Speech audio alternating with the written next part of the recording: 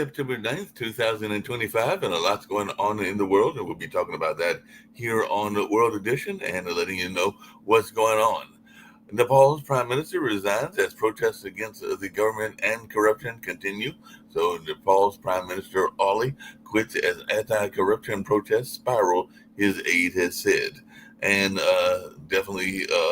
there's some questions as to why Nepo kids are angering youth, and definitely that's something going on with the protests. So, Nepal's prime minister has quit amid deadly Gen Z protests over a social media ban and corruption. So, that is something that is going on in Nepal. And I know we've got some folks involved in Nepal, including somebody that's involved in a plane expo or something along those lines, if I remember what Nick told me yesterday and everything like that. But we'll be maybe getting some reports from Nepal later on and all along those lines. But I'll see if he's still trying to reach out to folks in that part of the world, since he may know some people in that part of the world. Israeli military issues full evacuation order for all of Gaza City, and they are threatening a full invasion. And Netanyahu is warning that this is only the beginning. Israel warns of a mighty hurricane in Gaza if Hamas does not surrender. And Francis Macron seeks a new prime minister after the government's collapse. So, third leader toppled in 14 months test, Macron and the French Republic itself. So, French government has collapsed again, and the folks at CNN are asking, how did we get here and what's next? So, and Washington Post had an opinion piece, France's resistance to trade-off cost another prime minister his job. And charting the past year of Russian drone and missile attacks on Ukraine, the political signals that Russia sends with each barrage on Ukraine is an article that was in the New York Times, and Russia bombs the Ukraine almost every night, and definitely the Washington Post even had reports as to what it sounded like. And Russia hit Ukraine with the biggest air attack of the war, sets government buildings ablaze. Greta Thunberg's Gaza flotilla was hit by a drone, organizers claim. So, Flotilla for Gaza says boat struck by drone at Tunisian port. Authorities deny the strike. Gaza-bound flotilla struck by a drone in Tunisia is what the aid group is saying, and we'll be checking that out. BBC is using Vizio to investigate reported strike on that flotilla. Anti-court orders Thaksin ex-premier to serve a year in prison, ties ex-prime minister Thaksin Shinawatra jailed as court rules hospital stay unjustified. So, Thaksin Shinawatra, the former leader, leaves Thailand in a private jet days before a court ruling that could see him imprisoned. An Indonesian leader fires Minister of Finance and Security after deadly protests. So, Indonesia's new finance minister plans liquidity measures with central bank to boost growth. So, Indonesia's President Prabowo replaces 5 ministers after those deadly protests. And New Zealand police investigate how a man hid his 3 children in a forest for years without discovery. And Ethiopia launches Africa's largest hydroelectric dam. A $4.5 billion dam ignites a feud over the Nile. So Ethiopia inaugurates the Gerd Dam amid downstream tensions with Egypt and Sudan. So Ethiopia launches massive hydropower dam against bitter Egyptian protests. And Malay's boss becomes liability after a brutal loss in Argentina. So Argentina's President Milei suffers a suffering defeat in the Buenos Aires provincial elections. Morgan Stanley's flip-flop shows the speed of crisis ensnaring Milei. So definitely that's something going on as Argentinians delivered an electoral blow to Malay's scandal-rocked government. And Labour Party wins the Norway election. So Norway's ruling Labour Party wins re-election while populists score gains. So Norway's premier holds fast to fossil fuels as Greens add seats. And Norway's left clinches vote wins as populist right surges into second place. And several were killed in a Jerusalem bus station shooting, police say. Gunmen attacked the bus stop in Jerusalem, killing at least 6, is what was reported yesterday. And after the terror attack, IDF raided Shooters Village, and that was reported earlier today in the Times of Israel. Palestinians are on edge as Israel pursues collective punishment after that particular attack. And a freight train slams into a bus outside Mexico City and kills at least 10 people. 10 people were killed, 61 hurt after a Mexican train hit a double-decker bus. So workers' daily commute to Mexico City ends in tragedy in a fatal train bus collision. So at least 10 are dead after that train hit the bus. And an Australian woman is sentenced to life for poisoning relatives with the mushrooms. Uh, definitely People magazine had an article, "Where is Erin Patterson now?" Inside her life 2 years after killing 3 people with poisonous mushrooms. So Australian mushroom murder survivor Ian Wilkinson's plea to grieve in private as Erin Patterson has been jailed. And it definitely looks like the Australian mushroom murderer Erin Patterson will be jailed for a minimum of 33 years. BRICS nations meet for talks to counter U.S. protectionism. So India urges BRICS to tackle deficits as bloc rallies against U.S. tariffs. Xi and Putin to take part in BRICS trade summit without Modi is what some folks were reporting 2 days ago in Bloomberg. But Brazil's Lula calls for tighter trade ties for BRICS as tariffs bite. And Spain summons the ambassador to Israel over anti-Semitism claim. So Spain intensifies criticism of Israel offensive in Gaza. Israel responds with a travel ban. After he's banned, Ben Gavir says Spain should take in Gazians. So Spanish Prime Minister Pedro Sanchez says Israel is exterminating a defenseless people. And a French doctor goes on trial for allegedly poisoning 30 patients and killing 12. French anesthesiast goes on trial accused of poisoning that killed 12 people. And the doctor accused of poisoning patients to show off his recitation skills when they went into cardiac arrest. And Israel is not committing genocide in Gaza, UK government concludes. Almost 300 reported killed in Gaza in 3 days since global experts had accused Israel of genocide. But the UK is disagreeing with that report. And Netanyahu threatens Gaza residents as UN slams Israel over massive killings and everything like that. Ukrainian strikes on Russian oil facilities could be a boon for U.S. refiners. So Putin's petrostate faces a kamikaze petrol crisis. And all along those lines, Ukrainian drones strike fuel pumping stations supplying diesel to Moscow, the military said on yesterday. That was reported in yesterday's news as well. Let's get to some U.S. news, and I'll see who's with me here on the World Edition and what they've got on their minds. Missouri House is about to enact new U.S. House maps that erase a Democratic seat. So Missouri House set to vote on a map that boosts Republicans, and Missouri Republicans' advanced plan to draw Representative Cleaver into a Republican-leaning seat. And Trump-backed plan to gerrymander congressional districts advances in the Missouri House. And a school bus carrying a softball team crashes in Oklahoma, leaving several severely injured. Tracks remain after school bus carrying the Minco softball team crashed in Grady County. So Oklahoma school bus crash carrying softball team has injured multiple people in that crash. And a new Nations report card shows drops in science, math, and reading scores. 12th grade reading skills hit a new low. Student test scores are sliding, reaching new lows in math and science. U.S. high school students' math and reading scores hit a record new low, continuing years-long decline. And a fatal stabbing of a Ukrainian refugee in North Carolina ignites crime debate. So how the lives of a Ukrainian refugee and a Charlotte man with a criminal history converged in a fatal stabbing. So this was a light rail staffing. Graphic video shows moments before and after the woman was killed in Charlotte in that particular stabbing. And workers say Korea Incorporated was warned about questionable U.S. visas before the Hyundai raid. So what we know about the agreement for detained South Korean workers to return home is what is an article on CNN. And the Financial Times says Hyundai LJ raid sparks alarm among overseas companies in the U.S. and outrage and confusion in South Korea after the Georgia immigration raid. Wealthy New York developers hold meeting to plot Mamdani's defeat. So New York City's developers resigned to Mamdani winning now want to work with him. So this is something that came out as well. Some real estate developers apparently are resigned to Mamdani winning, but others aren't. So looks like there's some major real estate players that are backing Andrew Cuomo.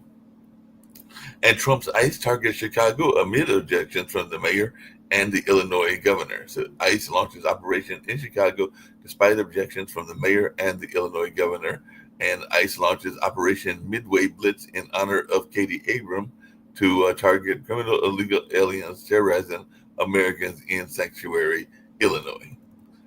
And in the Midwest, Democrats are struggling to counter the GOP on redistricting. So that's something that folks are talking about. And Maryland Democrats may redraw map as redistricting battles rages. So looks like there's a lot of redistricting, and even the Democrats, according to Politico, are pinning their hopes on the courts in an uphill redistricting fight. Betted on the underdog, Teller Rico officially enters the Texas Senate primary. So pushing Democratic reset, a religious Texas lawmaker is running for Senate. So rising Democratic star James Tellerico jumps into a key Senate race in Texas. The millennial seminarian is trying to turn Texas blue. And Florida radio station borrows Trump to be its face and name. So they're going by Trump Country 93.7. So that's what they've got going on over there. And Montero's Defense Language Institute keeps name despite EO renaming it the Department of Defense and restoring the United States Department of War. So late night misses the Defense Department already, and definitely that's something that people are talking about as well. And firefighters are racing to save a treasured Sequoia Grove in California. So China Peak becomes the Forest Service base as Garnet Fire explodes in size. So Garnet Fire is raging across the Sierra, and that's some of the news that we're hearing as well. So let's see what Rick's got going on, and he's with me today. All right, let's talk about Kathmandu, Nepal. Okay. The Nepalese government, which I guess is corrupt and incompetent, tried to take social media away from its citizens, and Gen Z went crazy, rioted into the streets. Police shot and killed a bunch of rioters, and the rioters took down the government, forced the prime minister to resign, and burnt parliament. Don't take away social media.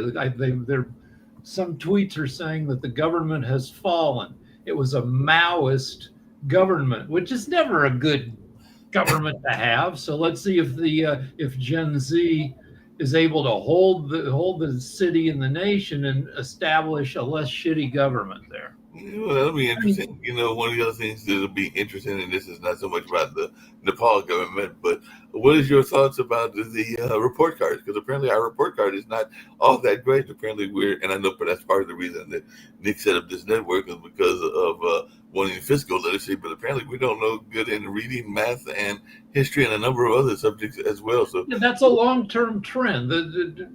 For one thing, we only go to school 9 months of the year. Right. Like the countries we're competing against, those kids go 11 months of the year. Right. For another thing, we're the best in the world at playing video games. But I don't know, we're a little bit undereducated. Yeah, and part of the problem is that half of the adults, a third of the adults in America are, anti-public education, anti-science, and you can't have a country like that. You can't have a country like that. Speaking of being anti-science, apparently at this speech that he gave yesterday, Trump exhorted Americans to pray for the U.S. ahead of his 250th anniversary. And Tamara Keith and Amy Walters were talking about Trump's promise to religious voters and everything. I think he's even talking about bringing prayer back into school. And he brings lunatics who talk in tongues into the White House. After he disappeared for a week, he sent out a fundraiser to some of his people, saying, donate $15 to make sure I get into heaven. We talked about how he didn't call it 2 Corinthians. He called it 2 Corinthians, which means he's never been in a frickin' church in his whole frickin'. So, yeah, he's a religious scammer.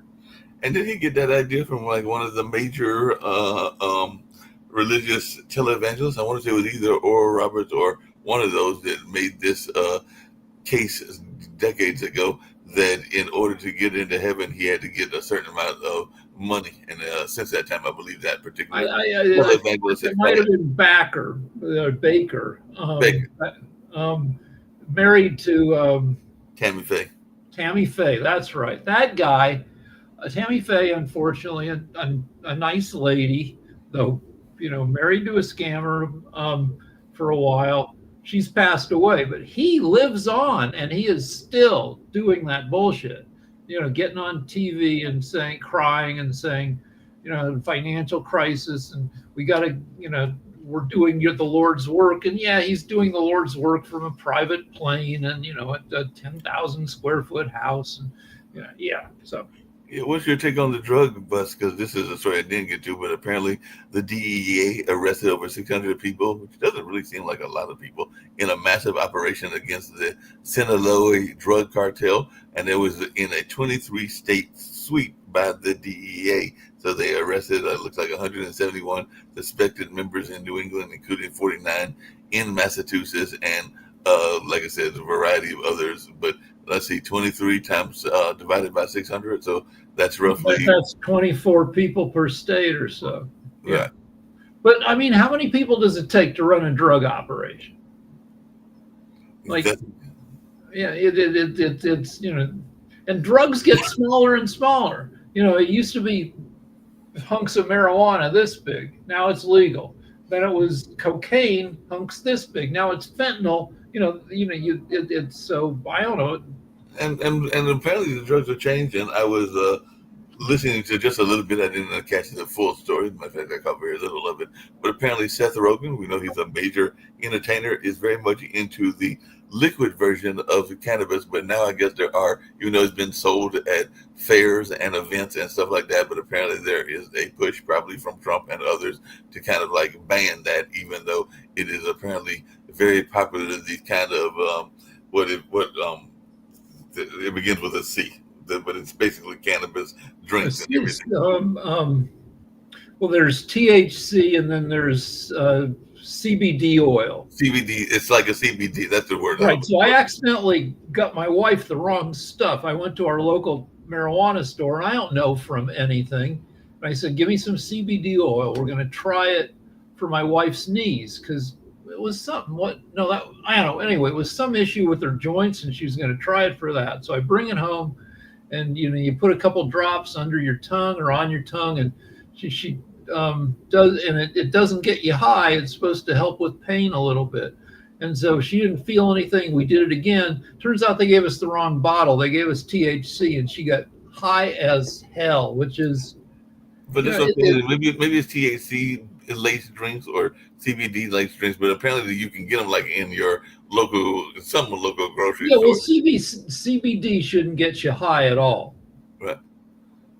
Well, I think this might be the THC then, but I just know that it was because I know Seth Rogen is behind some of these drinks and everything like that. So Nightline was doing a report on him yesterday, but they also said that you can like get it at certain state fairs. I think it was at like some Kentucky state. Well, the complaint about edibles, and I guess drinkables too, is that if you eat the whole thing or drink the whole thing, that's like 4 doses. So you get way too high, and it's not pleasant when you get, there's such a thing as too high. Yeah, that's a good question and everything like that. But like I said, I know they were talking about his involvement in that particular industry. And yeah, he's known for, I guess, for being a big stoner. Harrison Ford is known for being a huge stoner. Yeah, but Harrison Ford is not selling THC products. Yeah, but apparently Seth Rogen is big into it. I think he's like the investor in a major company and all along those lines. I was actually looking it up to see if I could figure out which company it was. There's a news on Epstein because apparently the Epstein 50th birthday book is back in the news, and that's the one that's supposed to have the picture. And apparently, they should prosecute Trump for being the world's worst artist. He tried to draw a lady, and then he wrote the poem inside the lady, and it's a super crappy drawing. I drew a better naked lady in 3rd grade. I remember my friends and I were trying to draw naked ladies because we liked them, and there was no, back then there wasn't porn on the internet, so we had to like make our own. And my naked ladies were much better, even when I was 8 and 9 years old, than this terrible Trump drawing. And we were right. I just looked it up because it was on the ABC, the Nightline. I think it's on ABC and everything. But the house plant, his company house plant, sells THC drinks. So it is THC drinks that he is selling. So, but it's probably, if you drink the whole thing, that's probably a bunch of doses. And if you don't know any better, if you're at a party and somebody's like, here, you slam it, and then half an hour later, you are very messed up. Yeah, you're probably wasted as you can be and everything like that. So definitely folks are probably going like, wait a minute, why am I wasted? Because they did not know what they were having. Because I think the only time that I got involved in that culture was, I think I've had maybe once, maybe twice, the brownies. And at one time I had the brownies. I did not know that the brownies that's what the brownies had in them, because I was at a family party and it was just munching on the brownies like they were going out of style and everything, because they probably were going out of style, because I was getting myself a very nice high, and that was when I was a teenager and everything. Yeah, so when I was in high school, I tried to get high. I would, my friends would give me joints and I'd puff away. No effect. The only time I've been high was I ate half a brownie, and I did not like it because I wanted to go to sleep instead of having dumb thoughts at 1:30 in the morning. And it's like, oh, come on. I mean, that's one of my problems with drugs, is they last too long. Do not do LSD. LSD will last 12, 15, 18 hours, and you'll be sick of it within 2 hours. Well, apparently, then this news came out. Apparently, this might have been yesterday and everything. And I know we have some people involved in this network that are part of the Mormon Church and everything, but they have prophets as well. And apparently, one of their prophets turned 101. He turned 101 yesterday, and that is President Nelson. I think Russell M. Wilson is his full name, so he might even be the president of like Brigham Young or one of their other universities or one of the big churches. But he said we all deserve dignity and respect. And definitely, even in the church news, it says how grateful I am for the things he has taught me, church leaders, on President Nelson's 101st birthday. So are we just going to see more and more people getting older and all along those lines? Because, like I said, he is considered a prophet to the world. Okay, so, I mean, the United Nations says that in developed countries, life expectancy in the nearish future will rise to 100, thanks to improvements in medicine. Now, the U.S. has to get rid of the jackasses running the CDC and the Department of Health and Human Services if we're to share in that increase in lifespan, because right now we're being run by schmucks who are refusing to pay for research that will help people live longer. Speaking of research and all along those lines, apparently the potential Trump, and I know we talked about it yesterday on Economics Monday, tariff refund bill could top $1 trillion as the Supreme Court fight looms. And so they're saying there could be $1 trillion in the tariff refund bill, and the U.S. may have to refund half its tariff revenue as high state court battles threaten to wreak havoc on the deficit. I don't know where they're getting $1 trillion, because so far this year, the U.S. has taken in about $200 billion in tariffs. Yeah, which I guess if the Supreme Court rules, they will have to return to the importers and the countries that paid the tariffs. And before we get to the tariffs, and then I definitely want to get to the tariffs. Nick, did you send a birthday gift to your 101-year-old prophet and all along those lines? Because apparently he turned 101. This Roger Nelson and everything, and I'm not sure. Russell M. Nelson, he's the president of the LDS Church. Okay. Thank you for bringing that up, Mark. I didn't even know until I listened to you. Apparently, he turned 101. His career is actually he's a heart surgeon. That's what he did for a living, and then he became head of the church, and then he's lived a long time. But actually, if you look at the stats, Mormons have a higher life expectancy than regular Americans. Their life expectancy is like 87. Where the regular Americans are like 77. Part of it is because they don't drink, they don't smoke, and they don't engage in incredibly stupid activities. In Spain, the average life expectancy is like 84, maybe attributable to the what I call the Mediterranean diet and the push on not being obese, especially by your doctors.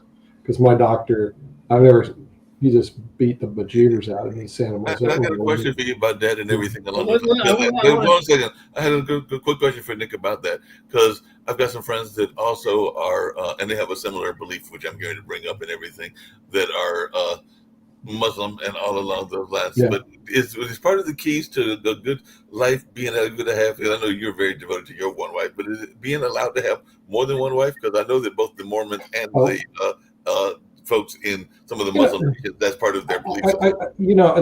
Obviously that's not true today, but apparently it was in the previous church. And actually they took it from the old Bible, because the fact is they had multiple wives, in the Old Testament. So it wasn't anything that was unusual, but it was something unusual for Americans. So they made a big deal of it. But frankly, am I correct in thinking, so we all know the Catholic Church has had for 100 years and 200 years and more problems with, misbehaving priests and right.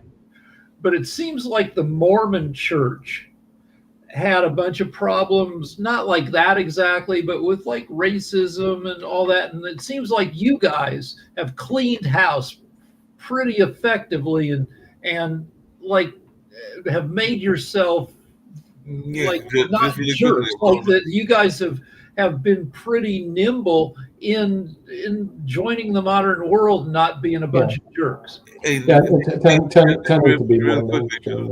ask a follow-up question, just as part of the same question, because I have friends of mine, actually a dear friend of mine from the town I grew up in Warrenton, joined the church and everything like that. But it does seem like y'all went out and specifically tried to recruit people in some of the parts of society that you used to not be the biggest fans of, be that African Americans, Latin American women, and other things. So it does seem to Rick's point that y'all have, I won't say targeted, but kind of like done some not profit, because I've even seen them come in Durham. Yeah, they do. They basically profit. Done mission work to try to recruit more people of they have a very active missionary program, and their main recruits are actually in Latin America.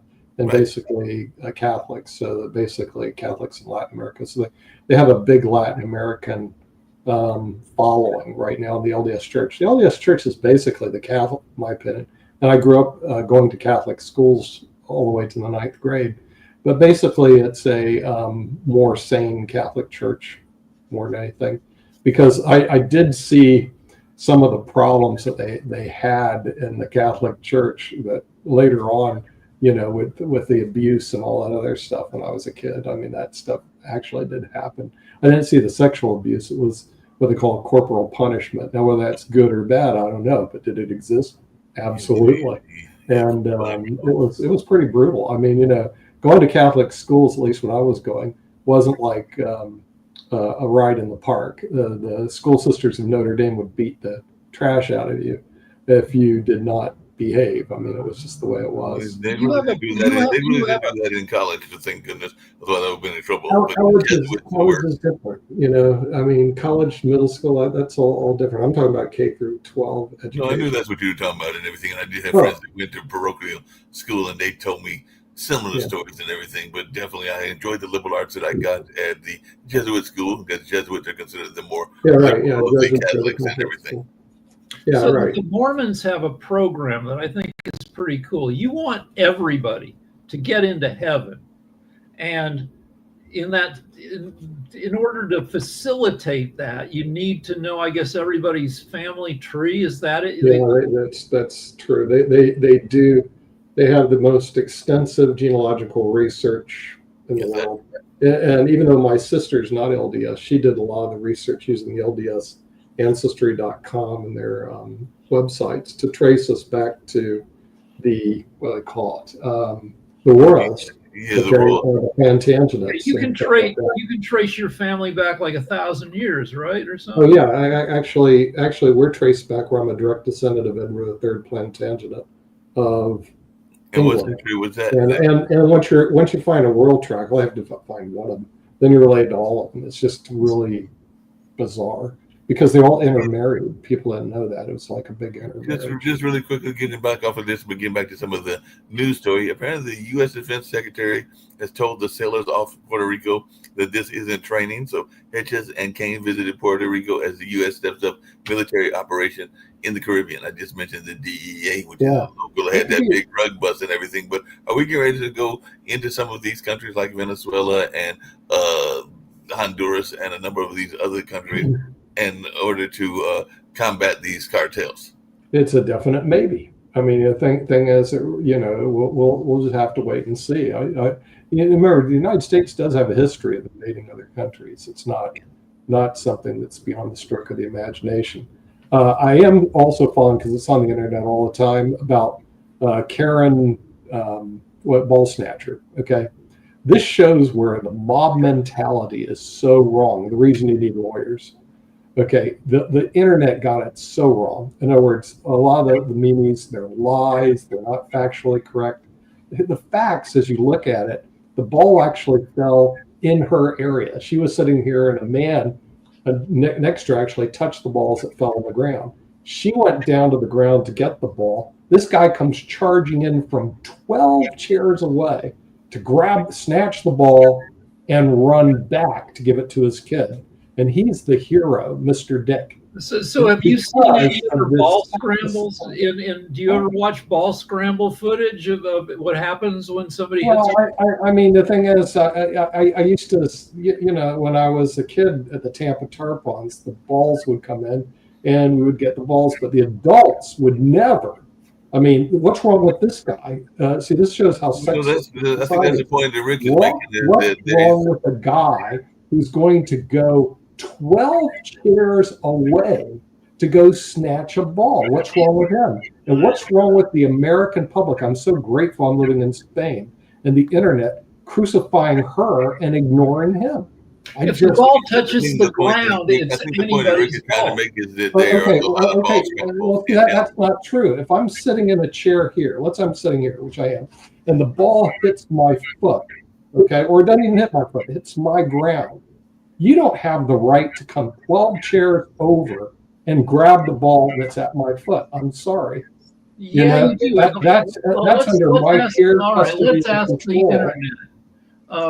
And this is where the internet gets it wrong. Okay, and so then they crucify her, and they let this guy get a pass. It is so sexist. It's so disgusting. It's so American that I can't even attack back enough on the websites, and the websites lie. They said that he caught the ball. He never came close to catching the ball. He was 12 chairs away. They're trying to vindicate this guy. I wish this was in court. And then she lost her job. She should sue her employer. No, did she really lose her job?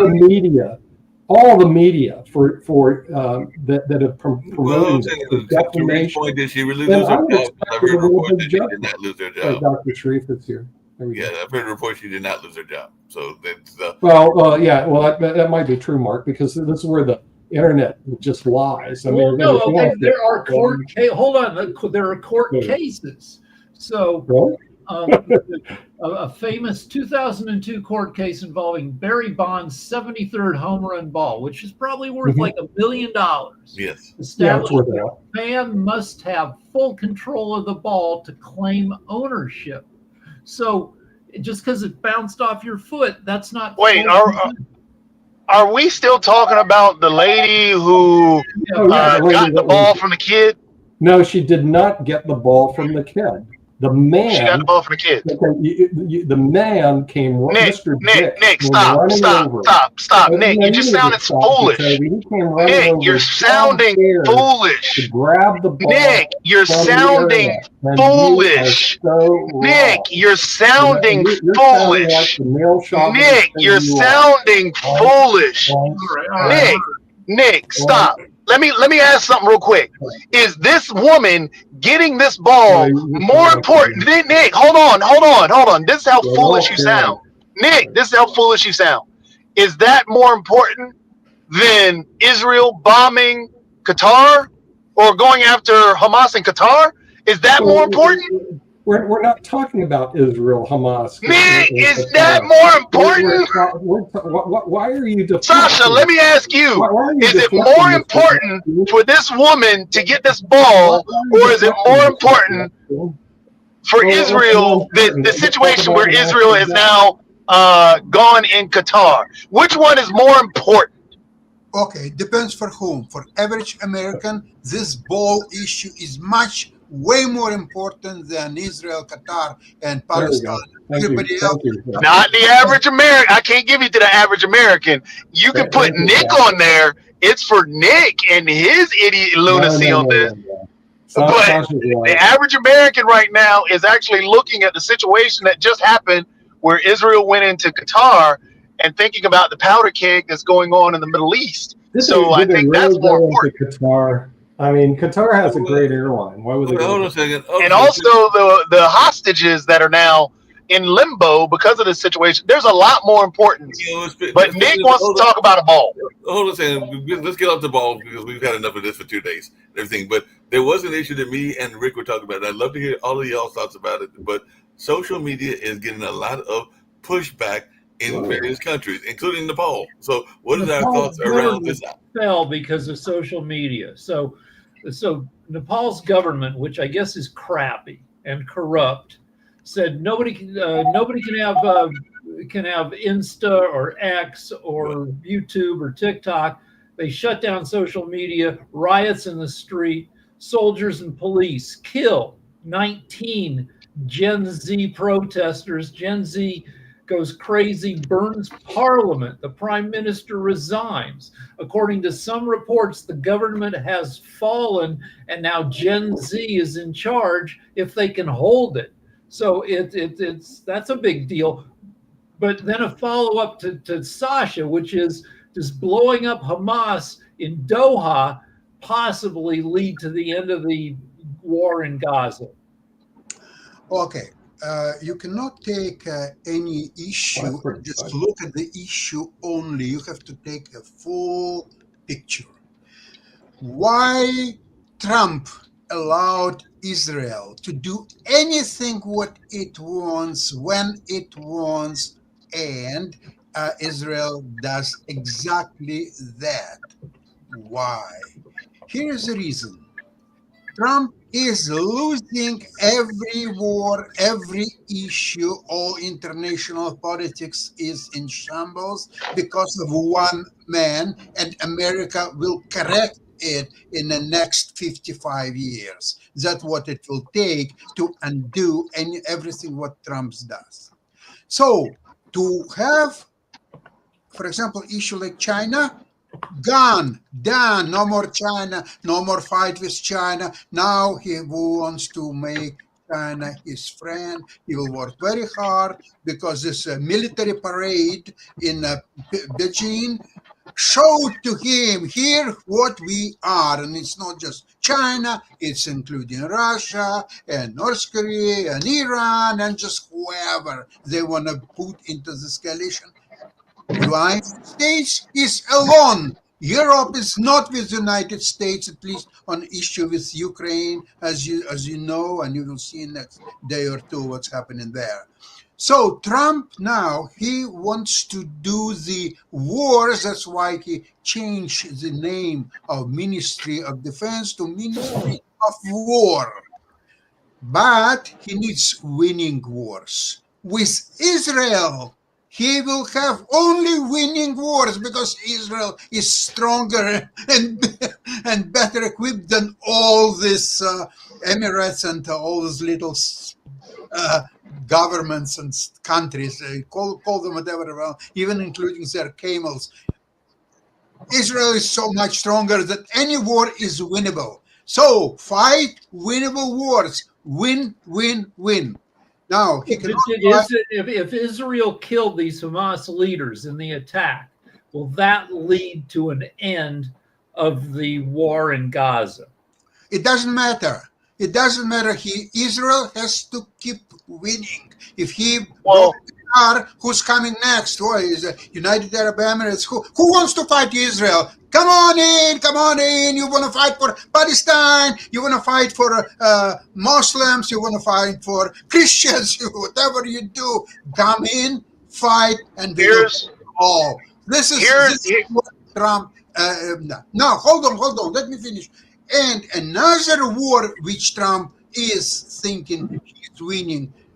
Forget China, forget Ukraine, Russia. It's not winnable. It's well beyond Trump's intellect to figure out how to end this war. So, but there is a war that he can win, he believes. It's a war against American people. It's a war against immigrants, transgenders, Democrats, whoever else is there. That's a winnable war because he has National Guard, he has everything, and the other side doesn't. So now he's going to fight only winnable wars, and Israel is a part of it. Okay. So I will agree that with the last part of what you said, hence the reason why his administration talked about going to war in Chicago, and that is very scary, extremely authoritarian. It is horrendous. Everything about it is wrong, but his people will defend them. So what you just said at the end there, I'll agree with the problem. That's because the Middle East is a quagmire, and it really has so many threads that you have to, if you pull one thread, the whole thing is going to come down. And now we have an issue where Israel went into a safe zone. It's as if North Korea went into the DMZ and killed somebody there. So it was supposedly a safe space where negotiations were to take place. And now you have Israel going in there and doing that, which nobody has any sympathy for Hamas, so let's not even go there. But the problem is the attack in an area that was supposed to be protected and safe, that safe zone. So now you've taken that away. You've also taken away the negotiators in the middle of the negotiation that they were actually gaining momentum from and leaning towards. So now you have a situation where that the hostages have looked to be left out on an island. So the hostages may never come home now that are there. Now you have no recourse on stopping Hamas in Gaza because they still have their military leaders there, because all Israel did was take out the political leaders and the actual political negotiators. So now my question is, are you isolating Israel to a point where there is no safe space for Israel? And that means there is no trust with the U.S. anymore, because they just threw that out the window. Not only with the bombing of Iran, but also with this situation, because the U.S., again, if the U.S. knew and the U.S. allowed this to happen in a safe zone, that means your negotiation, your prime negotiator, Qatar, in the region will no longer trust you. Now you have other areas around there that will no longer trust you. So now you're isolating both Israel and the U.S., with not to mention what took place just a few weeks ago, or last week or a few weeks ago, with the forming of an alliance with Russia, China, and all those individuals. Now you're leaning people more towards that grouping and isolating the U.S. and Israel even more. So where do we go from here? That's the scary part. Okay, I'll answer all your questions. First of all, Israel is fully supported by Trump, therefore United States of America, because there is no such thing as United States of America without Trump. Trump is United States of America. I just pointed that out, Sasha. I said that you're isolating the two countries of Israel and the U.S. and pushing all the other countries, as you just pointed out. Europe is not with the U.S. Europe is looking elsewhere. Right. The other countries are looking elsewhere. Right. And now if you take those Middle Eastern countries if they form an alliance bonding with the group that just formed with China, Russia, and all those other countries. So now you're just having multiple countries backing the whole Qatar. I mean, the whole region is now going to be against Israel. So now it's going to be the U.S. and Israel fighting everybody. Is that what we're heading towards? Is that exactly? You're exactly correct. But remember that no country in no region, nowhere can challenge either United States or Israel in the Middle East. These two countries cannot be challenged. So, because of this new political order, when all these issues that were settled in 1945, all that is gone, is garbage now. So now the new world order is the power and only power and nothing else. So if nobody can challenge Israel in the Middle East, then Israel has a free hand with the help of Trump and the United States to do anything what it wants. It bombs Qatar. Maybe Qatar is on the side of the United States and Israel. Maybe Qatar allowed all that happen because they get sick and tired of this Hamas leaders and politicians and so on. I don't know about that. I'm speculating. But neither Israel nor the United States need Qatar's agreement to do what they've done. They don't need anybody's agreement. The power today is United States and Israel. And that's it. All others have to either peacefully accept it and say, yes, you're right. Yes, you have a power. Okay, what do you want us to do? Jump or to fly maybe or whatever else. Just obey the power. Okay, and this is order of the day today. That's how. Well, the problem with that, the just obey the power, that's the downfall of every major power. For example, all kings have fallen with just obey our power. The U.S. actually was created based off just obey the power. All these this just obey the power doesn't work. That creates lots of death, lots of wars, and so on and so forth. There has to be some type of diplomacy, and if there's no diplomacy, that leads only to death and destruction. You're right in the long run. But by the time that Trump is president, at least until... we should actually hear from Dr. Sharif before we get there. Just realize last year there were 573 murders in Chicago. In this incident, there was only 35 people who died in Qatar, which were Hamas. So with that, Dr. Sharif. That made no sense. Okay. I'll keep it up there until you figure it out, Jacoby. It's called math. That makes no sense. That's a dumb correlation. Okay. It's a great correlation. I just want to add one point. Like what you are discussing about this Israel, this Hamas, this Qatar tragedy, or what happening in USA, I'm against all of the odd things. I only focus on the human progressions. And honestly speaking, every religion has good things. Christian has good things. Jewish community has good things. Hinduism has good things. Muslim has many good things. On the other hand, our conflict, our different kind of cultural issues, what you are discussing and all of the things. This is not the progressive discussions or the progressive activities, what we are observing. That's why in some point,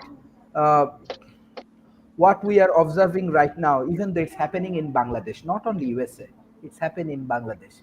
All of the populism is growing, fundamentalism and all of the activities is growing, religious activities is growing. Religion is good, but definitely it's personal level. When we go for politics, what we are observing through Hamas, definitely what Hamas is doing or did with Israeli people, I do not support it. On the other hand, for all of the bad activities of Hamas, if Israel do all of the killings of Philistine people. That is not good for our country. But honestly speaking, the long history of Israel and Philistine conflict, it's actually create many bad things, bad example in the Middle East. We should stop killing each other, and we should go for proper human resource developments and move for progression. That's why I am doing this talent economy.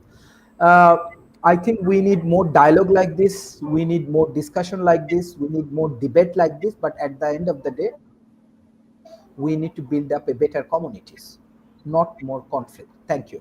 That is the final remarks from my side. I appreciate that and everything. Hey, Nick, I got a quick question for you. Because speaking of conflict, there is another issue that is out there and all along those lines, and it is a major one. Apparently, we're heading to a constitutional showdown over a major issue that's been out there almost as long as the war in Israel and everything, and that is the notion of abortion and the abortion shield law. So apparently, we're heading toward a constitutional showdown over this notion that you can send abortion pills from one state to the other, and even Letitia James is saying that she's going to step in to defend the New York doctor accused of mailing abortion pills to Texas. So I just wanted your thoughts on this as a lawyer, not so much your like personal or philosophical thoughts, but your thoughts on this from a legal standpoint.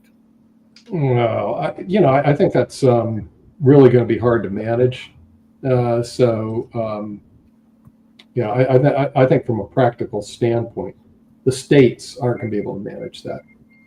In other words, moving pills from state to state. I don't see how they're going to be able to manage that, Mark.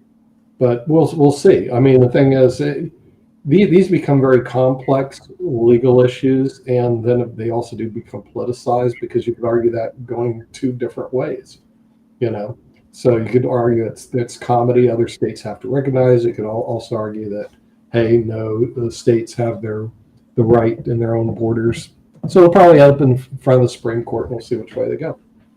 Some things are like that. In the meantime, on the national front or the international front, 19 people died in Nepal, and the prime minister resigned. Yeah, we can talk about that. Big uprisings, but we don't get much. Nepal doesn't get much love. This will get a lot of love. 573 murders in Chicago, and there was only 35 people died in Qatar. So it'll happen. The liberals will say genocide, and now the thing is, the conservatives go, yes, there's genocide. It's called Chicago, and Trump's about to stop that stuff. No, that was a dumb comment. The genocide of Chicago is actually that is a completely dumb comment. I'm gonna keep talking over it because you're making a dumb correlation and a dumb comment. You're better than this, Nick. You're better than this. Nobody is saying that the 35 dead in Qatar leads to a genocide. Nobody said that. Your dumb tail is saying that. And then you're talking about Chicago. What happened in Chicago? Your dumb tail is making this up. Again, it's the same thing with the ball. You're trying to make something. You can find it on You're trolling you're just trolling for no reason and making up ignorant trolling things. Trying to get different quotes. You have no argument, Nick. Did not take place in Chicago. Nick, you have no argument.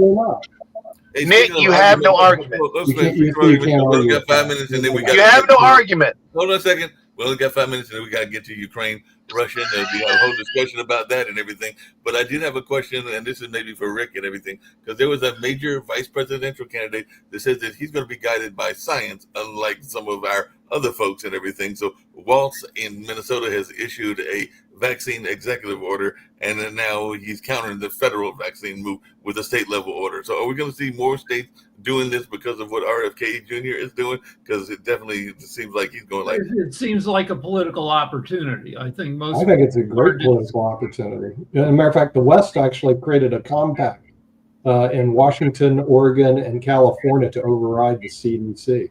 So they have a new organization. Other states are banding together to get their vaccinations. Yeah, because RFK has got worms in his brains. He even admitted it, and he admitted also that no one should take his medical advice. So what are you supposed to say? And he's running the Department of Health and Human Services. That's like what they call really bad. So now the states will take over, which is probably a good thing. and get it away from the CDC, and because the CDC is corrupt. It wasn't until RFK came in. But the CDC did have problems. It's intellectually corrupt. It was skittish because they had they were very politically frightened because 50 years ago under President Ford, they tried to do the swine flu vaccine that vaccine made a bunch of people sick, and there turned out to not be a swine flu pandemic. Right. So since then, the CDC has been a little bit gun shy. No, it all started when it became politicized up under Trump due to COVID. Hold on, there's a book before the swine flu. Hold on, Rick, the swine flu issue. I agree, there was a problem there. Even before there were the Tuskegee experiments, all that stuff. Yes, science was an issue, but it didn't become extremely politicized and highly politicized until COVID, because you had a whole campaign that became about that. And that's where the whole real skittish came from. Well, all right, that's true, but this, even before Trump, the CDC had problems. If you want to read about it, I agree. There's a book called The Premonition by Michael Lewis, the same guy who wrote The Blind Side about the football player. And like I said, the science itself, it's always been in question, especially in the minority communities due to the Tuskegee experiments and all the other experiments before that. So again, science has always had an issue. But if you even look at the numbers about the dropping off of, vaccines and all this other stuff, and how the outrage over the COVID vaccine became highly politicized. So yes, the CDC had problems. Two things can be true at the same time. And that's what it is it wasn't as bad as it was until Trump started running the campaign against science and against the CDC. And that's when a lot of the issues came to play. Yeah, so we suffered. Those same individuals that enjoyed science and had their beliefs, they push those beliefs aside just because of Trump. I mean, it's just what's been going on. Let me get we had a huge national tragedy. More people died from COVID than any other event in U.S. history, about 1.4 million people. And some people reacted to the tragedy by denying it and saying that everything was fine. It was just a cold. Some people retreated into lunacy, and in that they were helped by Trump.